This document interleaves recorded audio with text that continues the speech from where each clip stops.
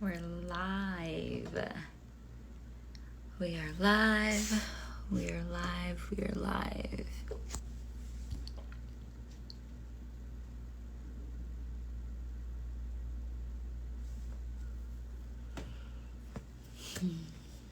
I will be not interviewing really, but talking to our 3 spring video poetry contest winners. So I'm excited. We have One Single Rose, who won first place.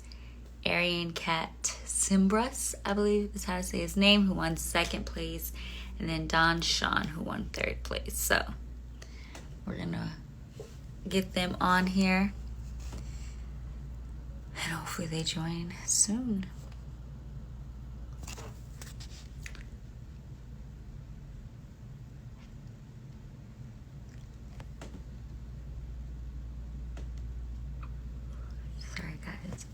I just woke up. I have these new little glasses I like. I thought they were cute. Shuan won second. Thank you. You're right, Shuan did win second. Thank you for that. So we're going to wait a few minutes to get a few more people on. And then we can start. I see Arian. I hope I'm saying your name correctly. Please correct me if I'm wrong once we get on. I see him. And we'll see who else there is.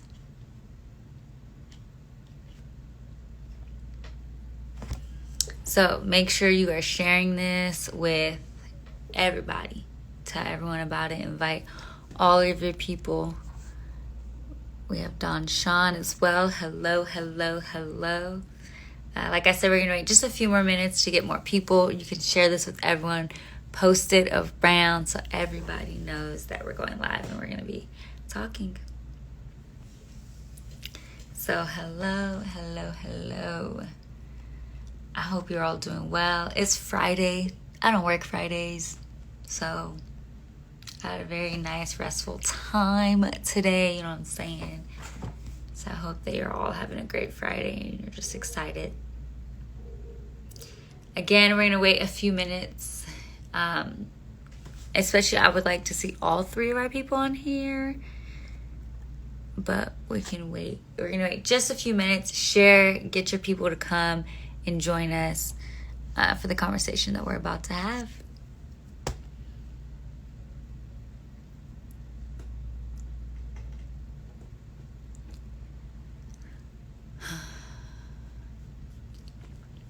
And then we'll probably start with Shuan, if you don't mind. All right. So, hello for those of us who are on. My name is Niamey Thomas. I am an I Am Root member. So, hello. Thank you for joining us. I'm here because I'm going to be talking to our 3 contest winners.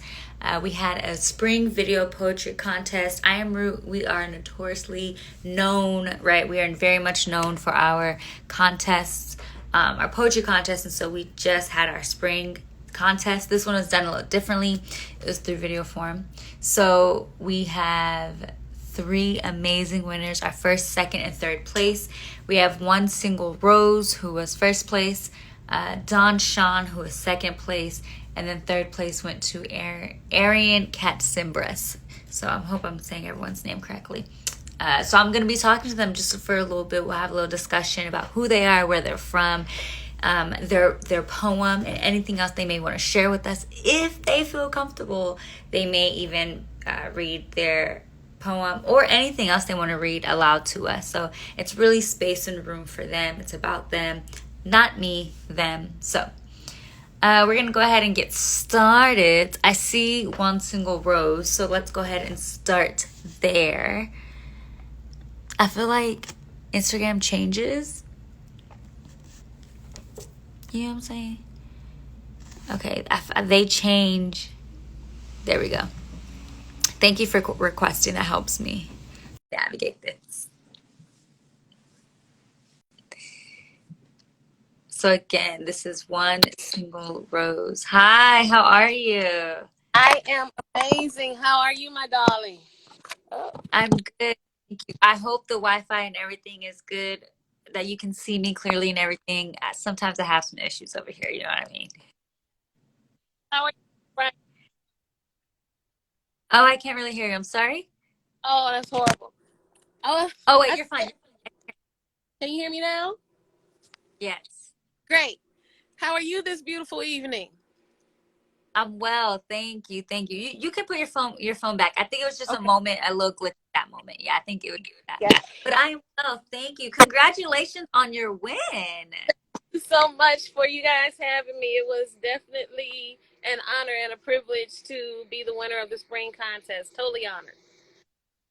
I'm so excited. I'm so excited. Tell us a little bit about you. Well, I am a poet, spoken word artist, actress, playwright, filmmaker, and it's something else I missed. Singer from Detroit, Michigan. Born and raised on the East Side. I started writing poetry in the second grade when I won my first poetry contest, and I've just really been following the word as it leads since I penned my first poetry collection in 2009. Got up the nerve to start sharing in 2010, and it's like the world just opened, and I've been following the word ever since. That's beautiful. That's beautiful. Are you currently located in Detroit? Yes, I am. Okay. That is so awesome. That is awesome. Well, first off, thank you so much for your poem. The title of your poem that won you first place was The First Time. So if you can tell us a little bit about the poem that you wrote. I penned the first time I actually looked at myself and I started to love me, flaws and all, letting go of all the societal windows and settling comfortably into my own skin. And it's like a mantra that I constantly tell myself, you're beautiful. First time ever you see your face, just keep seeing you every day. You're going to be somebody new, and love on you, love on your reflection, love on all this. So that's where the first time came from. Nice. I loved it. And then also, there's a part on here that says, "My voice hushed within personal insecurities passed down by society." So I hear what you're saying. That one really hit me. That's beautiful. That is so beautiful. Thank you. Yeah. I think when I think about, um, in order for you to love yourself, what was one of the steps? Like, how did you go about this journey of being able to love yourself? Well, I basically just had to let go of trying to be someone for everyone because I'm changing for this person. Oh, he doesn't like me to wear this, so I won't wear that. Or she doesn't like me to say that, so I won't say that. Or they're only casting thin people for this role, so I might be a little too large for it. Let me lose a couple pounds so that I can get into this theater troupe or something. And then I just say, you know what? I am who I am. So you're gonna take me or leave me, love me or leave me, because I am who I am in this show right now. And if you need me right now, that's all you're gonna get. You're not gonna get somebody else. So we can roll with me, or you can roll with somebody else. That's beautiful. And I think even to your for your career, right? I mean, I think just in 2021, it's just difficult to love ourselves and to accept ourselves with social media, right? We have so much to compare ourselves to. But even in your career, there's so much that is about how you look. Everything is about how you look. There's a certain persona you need to have. I dance, and so there's this idea of what I'm supposed to look like, how I'm supposed to carry myself, and it's like, but what happens when you don't hit that? What happens when you don't match that? What happens, or even to your point, when you decide like I don't want to? That's not Right. something I'm. That's beautiful that you were able to write this for that. Thank you. Thank you. And once we learn to get comfortable with ourselves and we feel who we are and we live and breathe who we are, nobody else matters. So the only Mm, we really need to be pleasing is ourselves. mm. Why do you think we care so much about what other people think? Or at least for you, why did you care so much what other people thought? Because we're living in such a judgmental society. And instead of me getting comfortable with me, I wanted to please everybody else before I pleased myself. So, I just said, screw them. It's all about me. And if Yeah. I'm comfortable in my skin, if I'm not going to love myself, how can I expect someone else to do that? That's real. Yeah. And there's a I don't know the saying fully, but they say typically when you're picking on someone else, or when you're judging someone else, or you're making a comment about someone else, it's actually about yourself. You feel this about yourself, and so you're projecting it onto other people. And I can say there's been some times in my life that I did that, right? Like I had a little insecurity about something, and so I noticed it in every other person because it was something I was dealing with myself. So I Yeah. feel that. Okay. So in your journey now, where are you, would you say? And it doesn't have to just be with you being comfortable with yourself, but just overall in your journey as a woman, growing into yourself, accepting yourself, loving yourself. Where would you say you are right in this moment? Right now, I am a work in progress, and I'm trying to create a better me. Because I want to live. I want to be 104 years old or more, like my grandmother was, who just passed in March, 2 days before my birthday. I want to live to outlive my life expectancy. So I'm really just working on me, mind, heart, body, and soul. That's good. That is good. I love that. I love that. I love that. Thank you for that. That is important. And I think it's so missed. I would say like the pandemic, I think at least for me, I can't speak for anyone else, but for me, definitely slowed me down to your point where I could think of mind, body, heart, and soul. Yes, I think I this don't is think like a I'm doing. reset one. Yeah, Yeah. Yeah, we really started to focus on what was important. It brought families back together. We aren't into this big hustle and bustle all the time. Things move just a little bit slow, kind of Jamaican slow, but that's cool. I've never heard of that, but I like that. Okay. I like that. That is real though. But I think it's needed. Sometimes when you're going too quickly, you miss the special moments, but you also miss the little heart checks. You miss Yes, the, you okay? Was that an okay moment for you? Do they cross your boundaries? Are you doing good? How are you feeling? Do you love yourself right now? It's like we just focus on everything else that we're missing the really important moments that will bring us to where we're supposed to be next. absolutely. I feel Absolutely. that. I love that. Okay. Well, do you want to, and you can say no, but I would love if you could read either this poem or any other poem you have for us, if you can. Sure, sure. I'll share the first time with you guys, and mad love to everyone who took time to vote for me, and especially to the judges at Root Co. I see my TT Mama TT is in there. My cousins are on live with me right now. Sending you all love. So this is the first time. I held myself captive for years. Trapped within darkness, this little light of mine didn't shine. My voice hushed within personal insecurities passed down by society. Daddy Longlegs blessed me with a stature considered intimidating. Thicknesses of these lips and hips are frequently frowned upon. Consistently defending the beautiful brown I was born with, cognac hues fashioned as a safeguard remain on the front line for those who take offense. Above average intellect, terrified below average wit. Dumb and Dumber knocked my block off for the last time, then I realized I've got to get comfortable living in the skin I'm in. I can only be me. I had to step outside the box to live in color, proud and out loud. No longer slave to shade thrown by societal suggestions. No more wallowing in silence. My pen became my siren and sword. I pushed poems like weight, writing past pain on paper which covered my will, which was hard as rock. Cut through all their mess with scissors before rock cried out, "It's time to escape." Keys used in the prison break left indentations on my hands before being released from its death grip. The lone abductor, the alleys of my mind. Blinded by a so-called flawless culture, I met myself for the very first time. The first time ever I saw my face. There I was, tall, dark, and handsome, smart, thicker than a snicker. Finally, I fell in love with me. Physical attributes may permit descending gazes towards those threatened by altitude. I vow to encourage my people because the only time you should look down on a man is when you're picking him up. Overweight lovers are frequently shunned by jealous flatbacks who pay for butt shots and lip lifts. I don't think they're ready for this jelly. It's party time and celebration of life, so let's jam. The skin color is a blessing, deceptively labeled curse. Tides will one day return to an era when we were Adam and Eve, kings and queens, rulers of peaceful civilizations. Knick-knack, paddywhack, give us back our bones. Let haters hate while naysayers negate. You control your fate.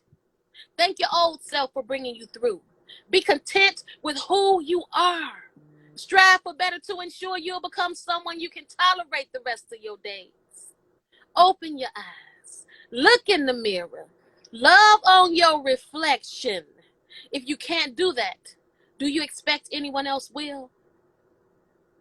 If you've never appreciated you, the next time you actually see yourself, I hope it will be the first time ever you saw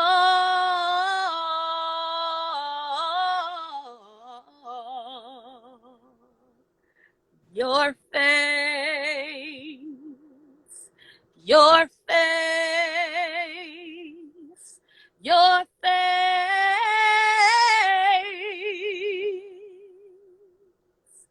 your face.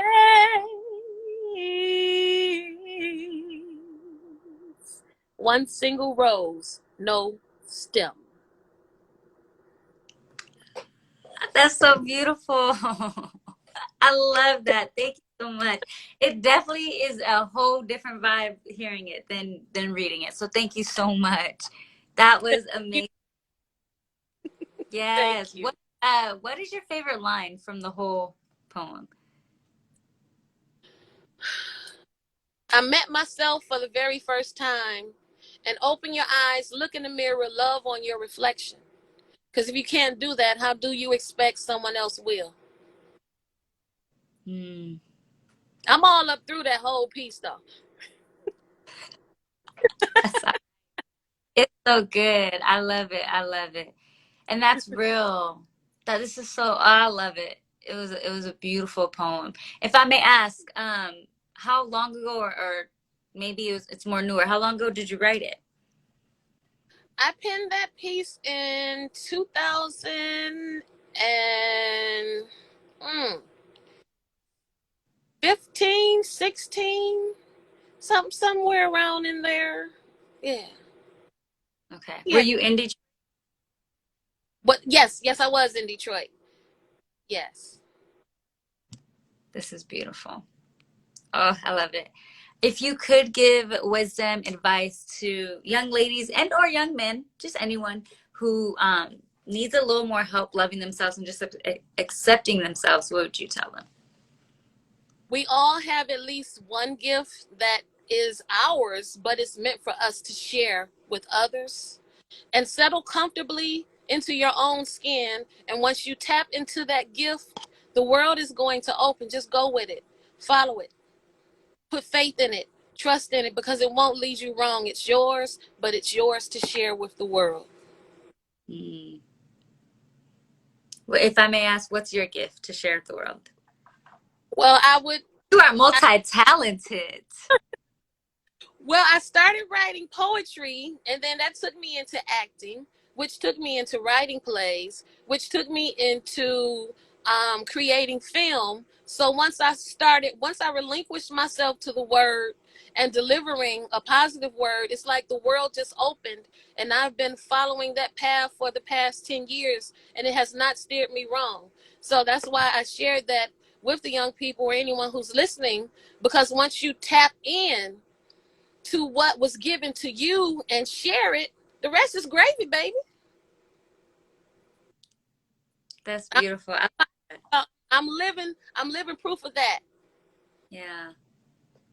Yeah, that's good. That's good. So what, if I may ask, what are some things you're currently working on? What can we expect from you? Well, I'm currently working on filming my first web series, which I penned during the pandemic, but COVID is happening. It keeps happening. So, filming and production, I've been in pre production for the past 6 months. Can't seem to get out of it because we were in COVID. I'm rehearsing for 2 plays. I'm penning a play for an artist couple here in Detroit. And I'm also writing part 3 to my addiction play series, as well as performing and still working my 9 to 5. Yeah. What's your 9 to 5? I am a legal executive assistant in my 9 to 5. So that keeps me busy. But I've been working remote since March the 19th, 2020 at 8:30 a.m. and 23 seconds. Hey, I ain't mad about it. I ain't mad. That's well, you do sound busy. You're doing a lot.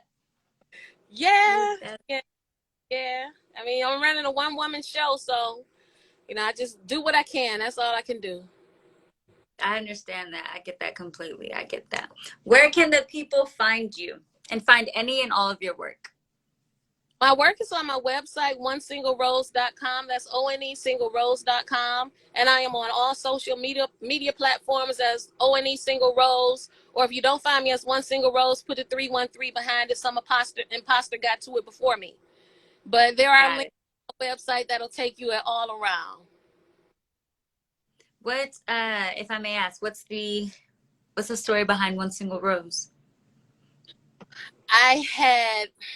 This was before, I edited a book for a very good friend, and I had started writing my poetry for my first collection. And I had quite a few poems written, and I shared them with her. They were basically, I started writing as a woman scorned. Basically, forget the world, leave me alone. I just want you to die, die, die type poems. But then I started writing along in that vein, and I kind of inspired myself out of that heartache. So I let her read some of my poems. She was like, "Girl, you need to write a book. These good. I'm gonna give you the name, One Single Rose." And I was like, "That's kind of dope." So I became One Single Rose because a lot of my poems were focused on me being single and the struggle of being single, just getting out of heartache. And it kind of stuck. And here I am right now attempting to copyright the trademark One Single Rose. I'm in the last step. So hopefully I'll be able to grab it where I can change the TM to a C in a circle. Hey, I'm rooting for you. I am rooting for you. You'll get it. You got it. It's already yours. It's yours. Thank you. So, is there anything else you want to say to the people? I just want to say keep living your life, be your best you. Be comfortable with yourself. Society is always going to have some example of who you should be. But as long as you know who you are and where it is you want to go, you go where you're comfortable. You be who you are, who you tell yourself you should be. And just settle comfortably. And let's be nice to each other. Let's love on each other. That's it. Love. I like that. Thank you so much, One Single Rose. Everyone, you can find her as One Single Rose. She also has a website and Instagram and all social media platforms. So, thank you again. Congratulations on your first place win.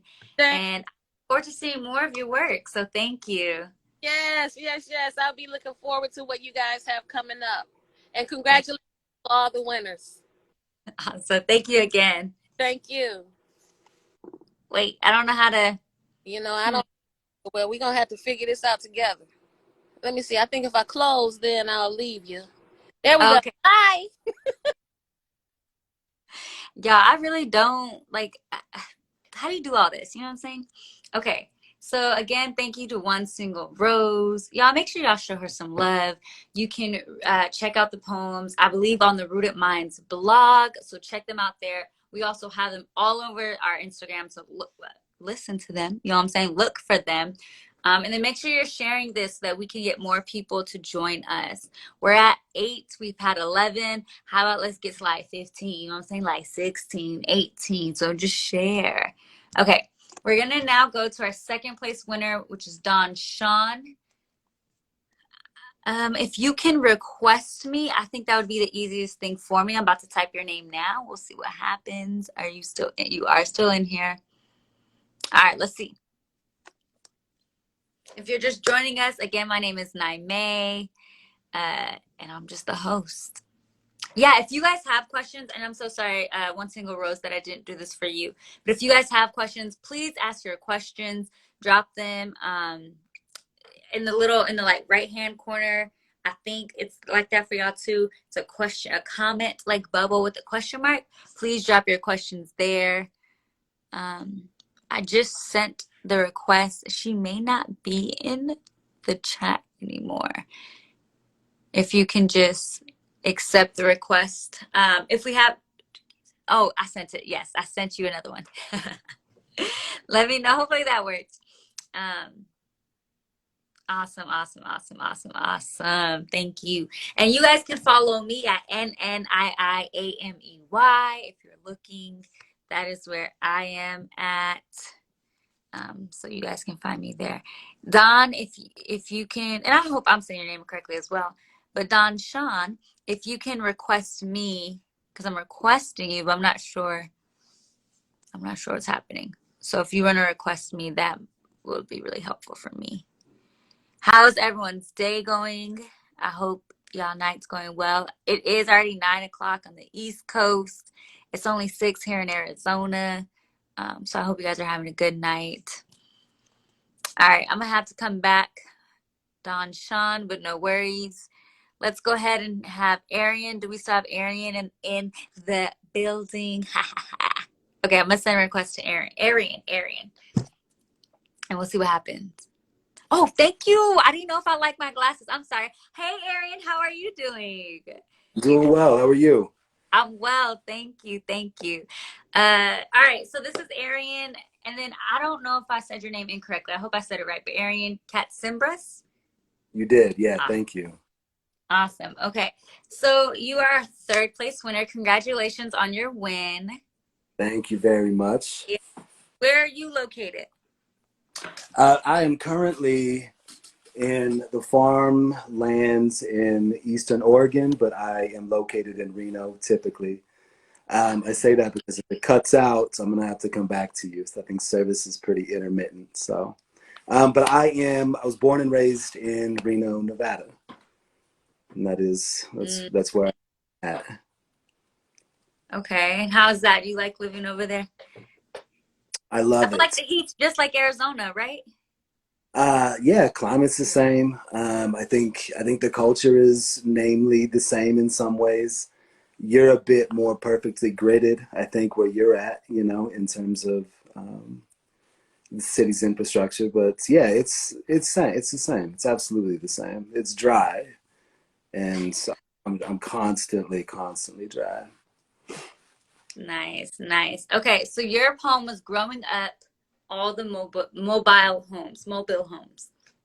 Yeah. Is it mobile? Which one? Mobile, Mobile. whatever you want it to be. Trailers. Growing up, all the Okay, trailers. that's all right. Tell us a little bit about yourself. How did you start writing? When did you start writing? What does that look like? I started writing late in life. I think late comparatively, to my peers and my colleagues. Um, I read insatiably as a kid. I was bookish. I hid it, I hid that bookishness. I read in private and solitary quite often. And then I started college at, I don't know, at 22 or so. And I'd written a little bit prior to starting school. And I fancied myself as I wanted to be, I wanted to write rhymes, and I had a lot of love for spoken word. And at the time, Def Jam poetry was, everything for me. Like the early seasons of Def Jam poetry, they just emptied me out. I loved them. I bought them at Tower Records and I played them on repeat. And so I took a poetry class in college, just by chance. And because I thought I could do it, I thought it was going to be an easy grade. You know, I'd written some spoken word, and you know, I thought I had a handle on metaphor, right? And I wrote half a semester's worth of really bad poems, really, really, really bad ones. I had never read poetry before. I'd never read a poetry book, you know, a contemporary collection of poems. I had no frame of reference for it. I had no training, and I wrote bad poetry for a while. And then my professor, who's now, you know, one of my closest friends, gave me a little bit of encouragement on a poem I had written about being fatherless, which the poem kind of alludes to, this poem kind of alludes to, right? And he said, at the bottom of the page, he said, be this writer for a while. Be this writer. And that was probably all the affirmation I think I needed to know that I was probably on the right track, that, you know, writing was the direction that I wanted to point my life, you know, the totality of my life. And so I never stopped. You know, that was my first or second semester of college, and I ran with it. You know, I tried to make everything of it. You know. I took, and that's actually one of the ways I met Dom. I went to ASU, Arizona State University, and I took a poetry class. I wasn't majoring in poetry, but you know, I write, right? I write. So I was like, you know, I write poetry already. It can't be difficult. Not realizing Right. that I write more in a my writing is more to be spoken, right? A spoken word in essence. Right. But for me, it was really difficult because my classmates didn't understand it. And so to them, there were just certain ways and things I said that didn't make sense on paper.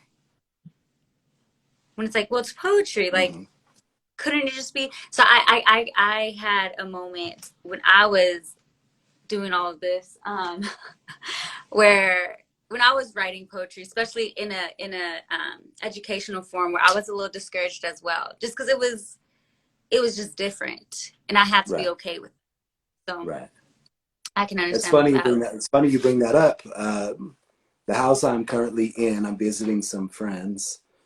My best friend who lives here is graduated from ASU's MFA program in poetry. Okay. That's where he received his degree. Just graduated. I think we've been out of school for about 5 years now. So I think that's fine. I know that program really well. I know a lot of the faculty at Mm, ASU. It's a strong program. That's funny. yeah, yeah. So it was different from what I was used to, but that's awesome. So what are you currently working on, if you don't mind me asking? It's funny. One of my friends just dropped in. She knows that I am not working. Um, I I'm working diligently through a manuscript. I set it down for a long time, a full length for a long time, and you know, I'd heard from a lot of people who had, you know, graduated from graduate programs, from MFA programs, that if they write too soon after graduating, that they'll get the bends. You know, that it's like coming up for air too quickly, and your body will distort. Now I know that that's a bit hyperbolic, but ultimately, I think I needed to move out of, I think, the commodification of poetry, um, and I think redevelop a relationship with it that was less academic, and more because I wanted to create art, you know, for its own sake and of itself. And so I set the manuscript down. I sent it out a couple of times. A lot of really positive feedback, and it was a finalist for a couple of prizes. Um, didn't you know? It didn't get published, and I stepped away from it, and I stepped into teaching, and I taught in the university for 5 years before I left, And now I'm back at it. I'm back at it. So I'm working through a full length. And I have some direction, I think, as to where I'm going to send that and to get it published. Try to get it published. So I'm working through old poems. My friend who just dropped in she told me recently, write new poems. Leave the old ones alone. And I don't disagree. So I'm getting back to it. I'm getting my feet back underneath me slowly. That's good. I think taking breaks are always great. When I had first started, uh, so I dance, and when I first started dancing and creating choreography, I just felt so much pressure to just do it and do it and do it. And Yeah. then I had someone tell me, like, if you take a break and revisit it, it gives you a lot of space to have learned something else out somewhere else Right. to bring Right. that information. You can bring that. So I would say it's the same with poetry. If you take 6 months, and a lot can happen in 6 months, where you can have a little bit more life or whatever it is that you need to then come back to a poem and be able to address it and do whatever you need to do with it. So that's amazing. And I'm glad you're able to take that time. I think it's important that, sometimes we're too close to the work. And it's not even necessarily that we're too close to the content of the work. I think sometimes we're too close to the process and to the time that we've invested in the work. And I think that relationship, that the currency of time, I think is a dangerous one. Because I think what it ends up doing is it convinces us that we have exchanged that time and that labor for something that is inherently valuable. That because we worked on it, because it's ours, it therefore possesses some sort of value, and that's not always true. And so I think it's important that we step out of our own poems, so that we can, I think, revisit or transform that relationship with that work, and transform that relationship with the former selves who produced that work, the amount of time invested in that work. So it's not just that you're too close to the content, it's that you have to convince yourself that just because, you invested time in it, it doesn't make it always good. And you have to see it again. I mean, that is truly what revision is. It's re-seeing it, seeing it new, or perhaps again for the first time. So well, and I think that I've been given the opportunity to see a lot of the poems that just don't work. They worked then. Maybe I published them, but they don't work anymore. And I think it affords us the opportunity, I think, to be honest with ourselves. That was very well said. I agree. I like that. Thank you. Yes. We should all, everybody, we're all going to pick it up and put that in our pocket for another time. Because that was real. That is very true. That is very true. And you can apply that. It doesn't have to just be a coach. You could apply that to any art form or any work or just any view. You can really apply that to any view. That's real. Absolutely. I agree with you. That's real. Okay. Well, if you can, we would love to hear the poem that won third place. If you can read it to us or recite it. I do have it in front of me. Let's see if I can do this here. Or if you have anything else you are okay reading to us. Yeah, I'll read this. I chose this poem for a number of different reasons, but mainly because it is, it's fun to recite. It's fun to read.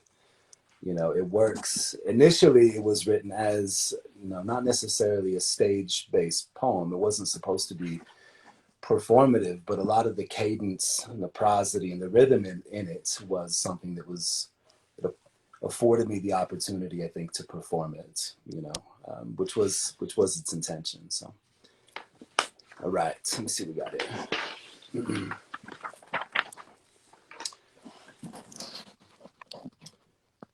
Growing up, all the mobile homes looked like orphan teeth in the Nevada desert. As a boy, I dragged myself street by street, searched in every man's hand for food, clothes, medicine, I looked in every retired sky, dragged open and talking me into rough repair. Searched in the burning head wound where my stepfather's steel hands coaxed my mute blood out in puddles. And those hands are still there, like a crude halo, threatening to glow. Every tree was tinder, what's left for tree houses. You see, I hid instead in crawl spaces with only earthworms for music, until I became old enough to know what haunting was, by listening through the vents to all the thunder, about electrical bills, about who the fuck is she, about silence after the dull click as my mother's ribs caved.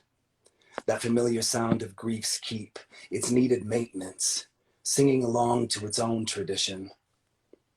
Because I grew up where graveyard homes baked deep in the western heat, out of doors like starving apertures came the chorale of mothers and sons, singing the human death dance, the constancy of the poor.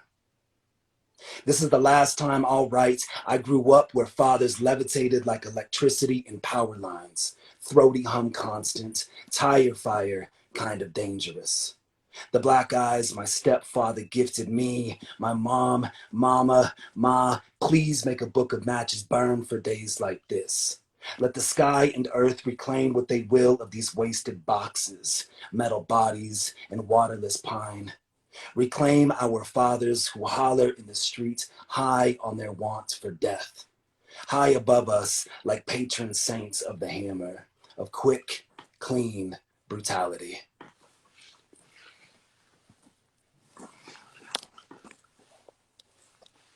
That was very beautiful. Thank you. Thank you. Thank you. What sentence, I guess, or phrase, or what part of the poem now, as an adult who's older, what part resonates with you the most now? There are a couple that I'm really fascinated with. There's this assertion in the third to last stanza where it says, "This is the last time I'll write."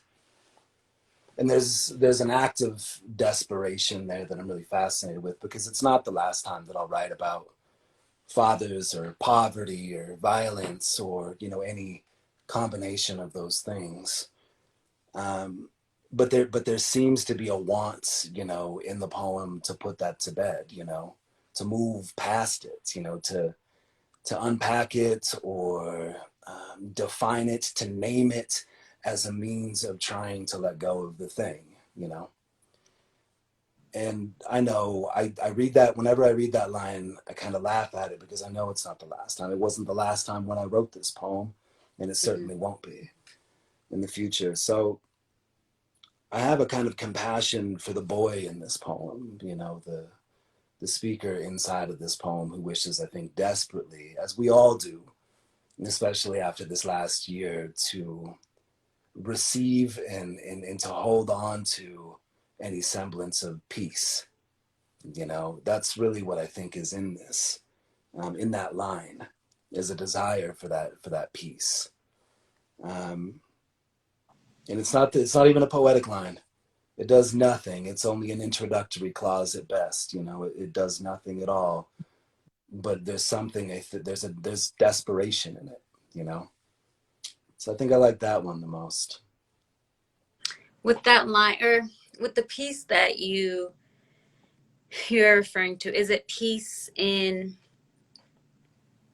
the let it go, or peace in the acceptance that this is where it was, but this is where I am now, or what is it peace of and with for, if that makes sense? I think it's ultimately the only kind of acceptance that comes from a compassion for yourself, for your younger self, for the boy or girl or people in you, right? Those younger iterations. And so it's not even necessarily about, at least at this moment, I don't think that it has anything to do with lamenting the poverty or even lamenting the violence. It's trying to, I think, hold the young boy in that poem more than anything else. I mean, so I think it is peace as an acceptance that only, I think, truly comes from compassion for yourself. Mm. Yeah, that makes sense to me. Yeah, that's good. I like that. If there is anything you can tell to the young boy within you, to either comfort, give peace, or whatever it is, what would you say?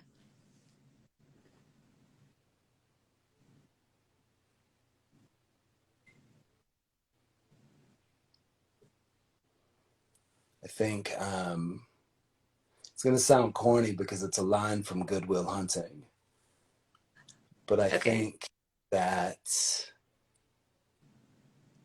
it's not your fault. And I think it's important, especially in these hard times, that as we have been decentered, by the pandemic, as we have reevaluated our own relationships with love, how we receive it and how we offer it, as we've witnessed, death and loss and tragedy and the cataclysm of our moment, I think it's important to realize that, much like Ta-Nehisi Coates says, that like we have to accept a kind of chaos, that we have to resign ourselves to this chaos. And if we can accept that, if we can accept that this world, like the moral arc of our lives, bend towards chaos, then I think more than anything, we can accept that most of these things are not our fault. And I think that that's how we begin to truly love ourselves, is by accepting not necessarily that we're victims, but we're part of a system that in itself, this life, I think, is complicated. It's hard. And if we're going to persevere, I think we have to accept that sometimes pain or loss, these wounds, they're not our faults.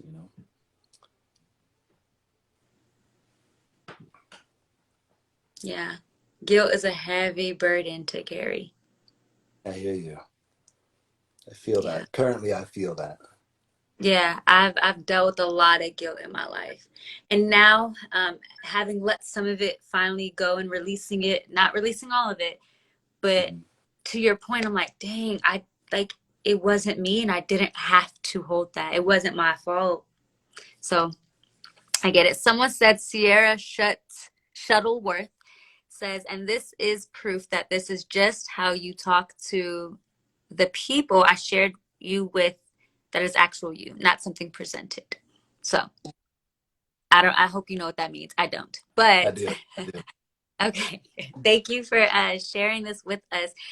Where can the people find your work or just find you if they want to get in contact with you?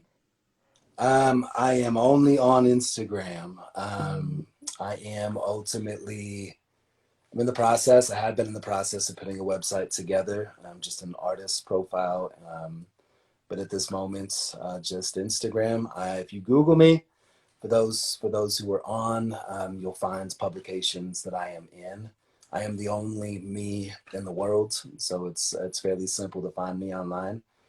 Um, yeah, that's it. Or just DM me, just hit me up on Instagram. I'm around. I will be around. Awesome. Is there anything else you would like us to know or you want to say to us? Uh, make art. I think that, and I think living is ultimately like the greatest act of resistance. And so keep doing it. Keep doing it.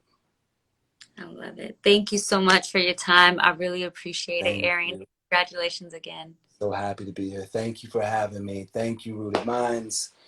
Thank you to I Am Root. Thank you, Dom. Thank you, everybody. This was truly, truly a pleasure. Thank you.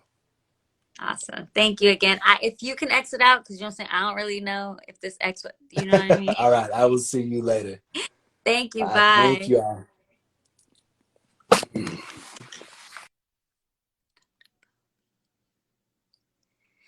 All right. Um, And you got some love on here too. So I'm glad. See, I love when our own people be supporting us. And I feel like it's getting a little dark. And my lamp, I forgot, I accidentally unplugged it. It's a whole thing. And then my man's is behind me doing the most. Sorry. Supposed to be quiet. I feel like he was here on the last live too. He was back there sleeping. Anyways, we have one more beautiful poet, Don Shuan. So let's see if we can find her. It's not popping up. Let's see.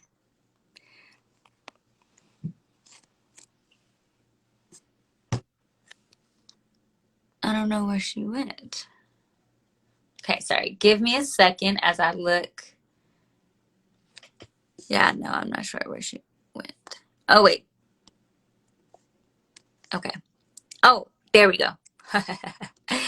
Okay. Your name isn't popping up, though, for whatever reason. If you can, request me. Let's see. Do you get that request? Because I can't find you. Let's see if this works. I did. I did that.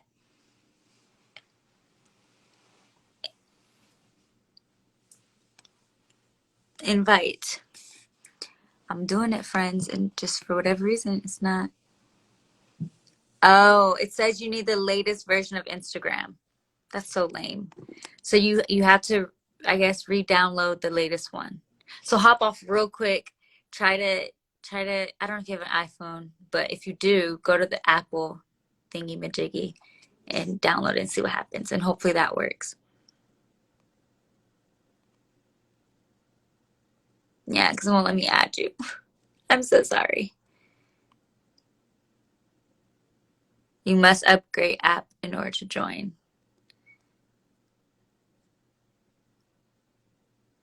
Yeah, it won't even let me. It won't let me. Okay, you know what, Tom? I was already ahead of you as we were waiting. So, as she's doing that, hi guys. So I have a little business that I have called Life of Young Realist, and we focus on creating art that challenges the status quo. So I spent some years of my life being doing a little bit of activism in the political world and also just community organizing.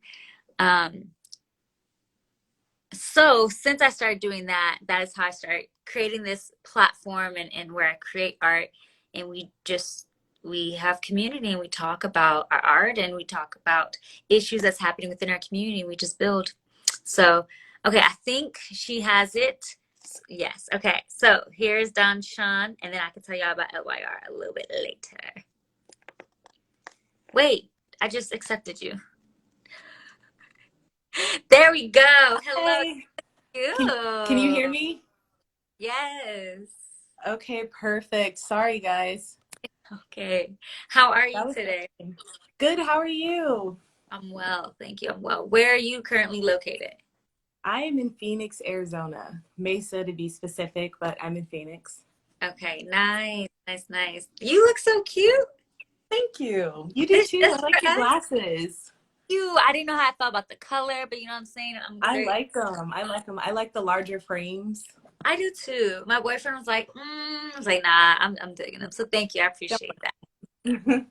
So tell us a little bit. Well, first off, congratulations on your second place win. That's Thank awesome. you. I am grateful, and congratulations to everyone else too. Awesome. Tell us a little bit about yourself.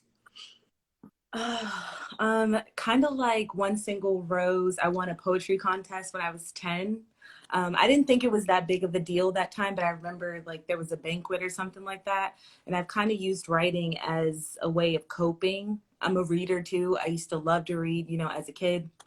So I grew up reading and writing, and I got into real estate. Then I began making lingerie. I still kind of do that, but now I write I guess you would consider it ghostwriting, music, articles, things like that.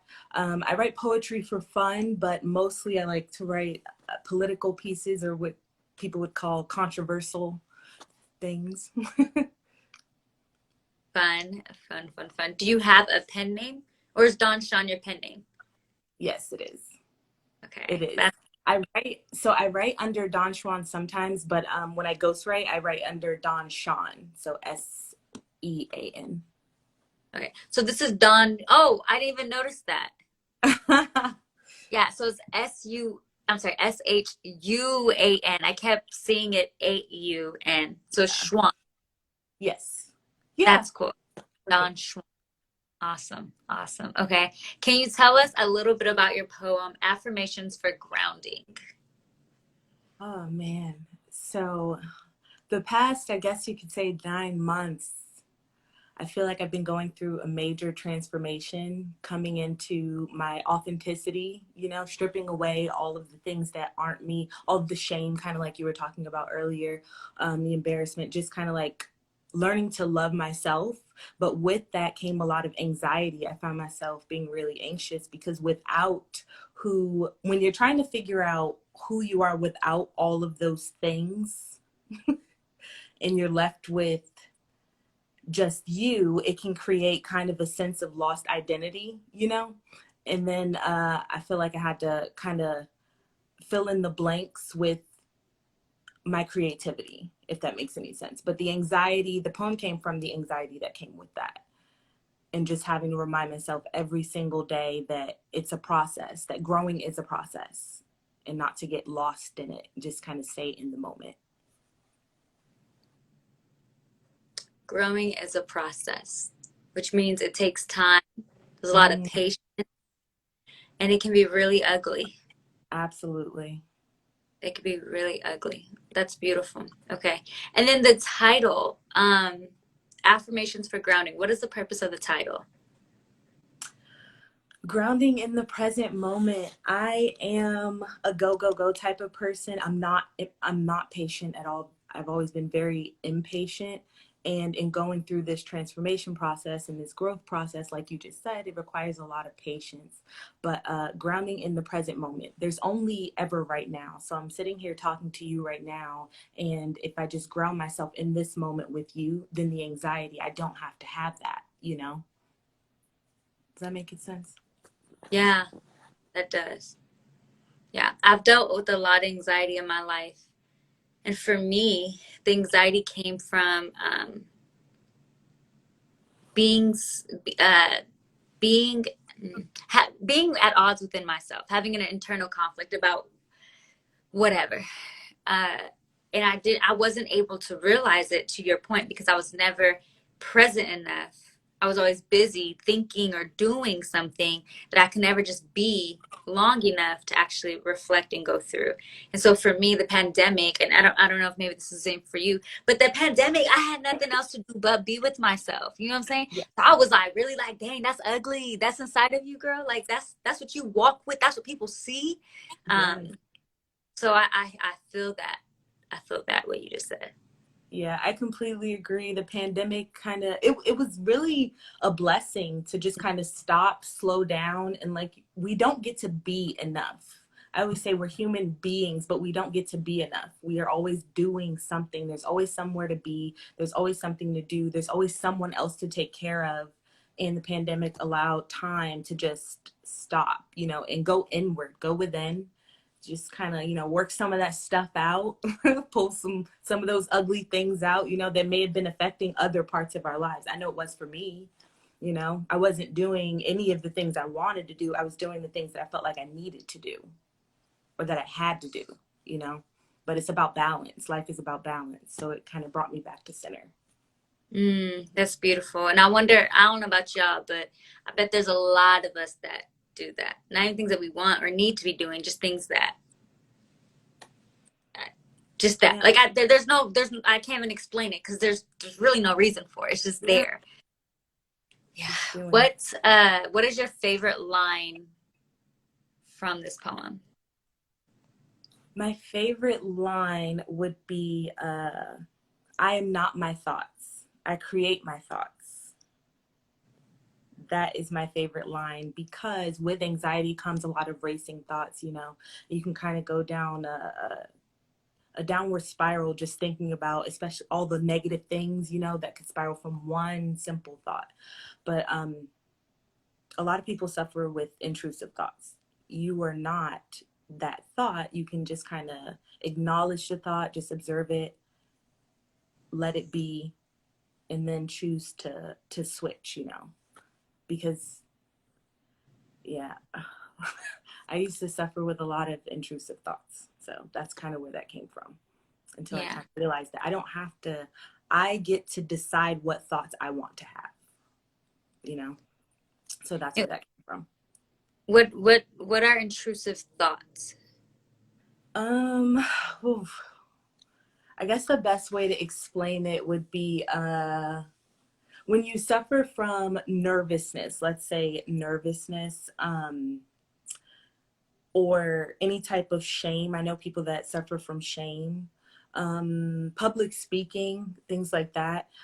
When you're preparing to do a thing, all of a sudden you have all these negative thoughts about how it's not going to go the way that it's supposed to go or that you want it to go, you know, and it just kind of spirals from there. And so next thing you know, those negative thoughts takes over that experience. And it could have been a pretty positive experience, but the negative thoughts have taken it over completely. And now that moment is kind of ruined, you know? Yeah. But that Okay. would be considered intrusive thoughts. Okay. That makes sense. Your poem, which if you don't mind reading for us, but before you read it, I want to say this, I thought the title I thought was a great title for it, because as I was reading this, I had a moment where I literally imagined myself looking in the mirror reading to myself, because it is just that they're affirmations, and it's just beautiful things that we need to hear and just remind ourselves. I think so many times there's just so much as human beings that happen to us, and we aren't prepared to deal with it, or we're not ready to deal with it, or we can't, right? We don't have the tools to deal with it, or we have issues where we run from things, whatever the case may be. There's so many things that we deal with that we could have victory over if we were just a little more prepared, I would say. So an example is like public speaking. As to your point, if you know I'm fearful of public speaking, I get nervous with it. Preparing for it, right? And in this idea of like, you already know you're gonna get anxious, you already know you're gonna be afraid, you already know there's just and sometimes it's not that simple. Sometimes you really don't know, right? Sometimes you don't know the root, so that's hard. Finding the root of things is always difficult. But I guess it's like we can have so much victory, or Niamey, I could have so much victory over certain things if I just was in the moment long enough to understand. So like when I think about the anxiety I dealt with at one point, it always started the same way. And so if I paid attention long enough, I could feel, oh, I'm about to have an anxiety attack. I can feel it coming. You get what I'm saying? But Yeah. I was never prepared for it, because I didn't want to deal with it. Mm-hmm. So anyways, please, if you would like to, please read us your poem. We would love to hear it. Of course, I will do so. I exist in this present moment worry-free. Everything is working out for my highest good, and I'm exactly where I'm supposed to be. I use every experience as a tool to assist me on my life journey. I know that the goal is not the destination, but the experience itself. And obstacles are just lessons or tests I do not lose. I live my life in love and joy, making decisions using my inner knowing and never out of fear.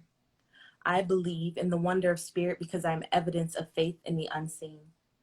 I am creating my life every single day, whether I know it or not, so I consciously create a reality that is favorable to me. The people I meet along my way are guides helping me to understand more about myself. I do not rush the process because what's for me is for me and will always be for me.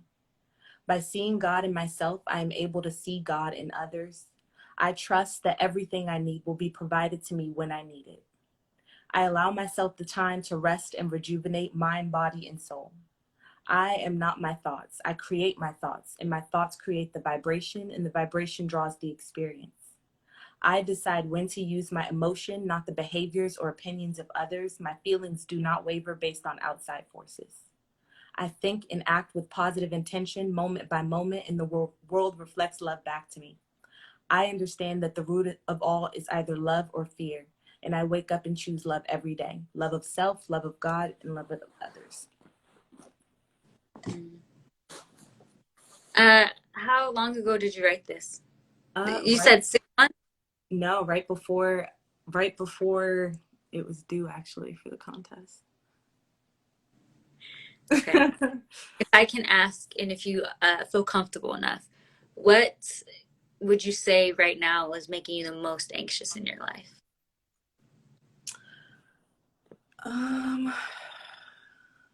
Geez.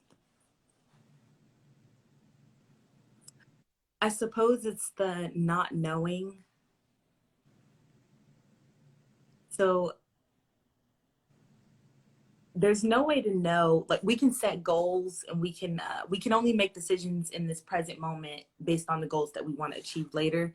But we don't. There's always going to be obstacles and things that kind of get in the way. You know, things that kind of hurdles to jump. I don't like that. I have trouble with that. You know, I want I want a straight path, and it doesn't always work that way. You know, so that causes me the most anxiety. Is that I want it to be from point A to point B, and life doesn't work that way. So that's something that I am currently working on. It's just acceptance, radical acceptance. Mm. I love this word radical, that we've been putting it into our vocabulary more, because I think it gives us space to imagine what we want it to look like. It does. Versus saying acceptance, which could, I mean, you could realistically just use the same way I do it, right? If I say acceptance, it might be in the same framework as someone else. But saying radical acceptance is one of those things of like, I am choosing to think outside the box, to imagine whatever. And I love that. Absolutely. Absolutely. I love that. I love that. If you could tell us anything, I guess one thing you learned along your journey about radically accepting yourself, what have you learned? Kind of like what you were saying earlier, a lot of the things that we are ashamed of or have shame about, a lot of the things that I call shadows, I call them shadows, right? A lot of the things that we've accepted from others are just projections, and those things are not you, you know? And so it does take time, but it's really worth it to pull off all of those things. I can give you an example. So when I was a kid, like I said, I love to write poetry, and I love to perform the poetry too. But at some point, someone told me that I wasn't good at it, writing it or performing it. And I held on to that for a long time, and I wouldn't share anything with anyone. You know what I mean? That wasn't me. That was a projection. And Mm-hmm. so upon taking that off, opportunities were presented to me because it was time for me to step past that. So a lot of the shadows or a lot of the traumas that we have, if we just take a second to just kind of peek in there, you know, we'll see that the root is not you. A lot, it's not you, and it's not yours to carry. Kind of like what you were saying earlier. So that's what I would say. That's beautiful. Yeah, that's real. Oh, I appreciate this conversation. This is so real. It's true. And I really do hope that as you continue on your journey, um, that you, because a lot of time what I've seen in myself is that I release something, but it's right here, so I can pick it back up. Versus like stripping it off of me and ripping, right? Like this idea of stripping. When I think of stripping, and this isn't realistically what stripping looks like, but when I think of the idea of stripping something, I think of like ripping it off and not allowing it to ever come back. And so that's what I'm hoping over you, right? I'm hoping that, and I'm praying over you that like that you have that that joy and that peace of like fully seeking the stripness of it, but then also fully seeking the victory. Because you deserve to Yeah. win, girl. Period. You deserve right. And then in your poem, I loved how you said us first that we could see it in others. Did it freeze? Yeah, it did.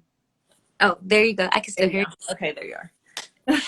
I don't know if you heard me, but my favorite part of your poem is how you say to see the God, and I can't find it, but basically to see the God within us that we can see it in others. That's the goal.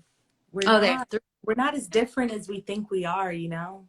We're not as different. We try to find all these differences, and individuality is beautiful. Creation is beautiful. We're all artists in our own right, but we're not as different as we try to make ourselves out to be. A lot of the things that I suffer with, you suffer with. A lot of the things that I've experienced, you've experienced. But if we don't take the time to talk, you know, especially to strangers, then we'd never figure that out. But how you do that is just trying to find the similarities rather than the differences. And you do that through what I call God or light itself. So That's real. That's real. That's real. If you can say any, or is there anything else you want to say to the people? add me on Facebook. I like to have conversations, discussions, debates on Facebook at Don Shuan, same as Instagram. Awesome. Okay. And yeah, I was gonna say, where can they find your work or just find you? I will be completing a book, but for now, just everything is Don Shuan. Okay. That's exciting. Congratulations on that. Thank you. Yeah. Yeah, that's And dope. thanks for having me.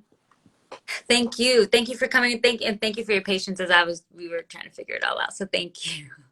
Thank you. It was me too. That kind of sucked, but thank you guys. All right. Have a good night. Be safe. You too.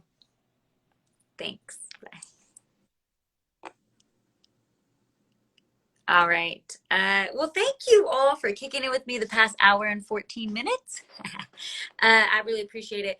So last year around this time, I started doing these IG lives with I Am Root Co here, and we was just talking, right? Like we were just vibing. We had different conversations. It was really about just things going on in my head, and we had stopped doing that because life picked up, and your girl finally went off a furlough and started teaching again. But I think we should start doing this again. I'm not saying it's gonna happen once a week. I'm not saying it's gonna happen once a month, but I will say that I loved just connecting with people and talking to people, especially because they were all strangers to me, right? I didn't know none of them, but we were able to just have conversations. And I like to think that I'm really good at asking questions and getting answers from people. So, with that being said, thank you for joining me. I hope you guys continue to just support us and watch us. Stay tuned for whatever type of IG lives I'll be having because I honestly feel really inspired and there's going to be more conversations to come. So if you want to be in on these conversations, if you want your poetry read, if you want anything from us, DM us and we can see what type of partnership we can come up with or anything like that. Again, my name is Niamey Thomas. You can find me at NNIIAMEY. I hope you have a good night. Thank you again. Peace.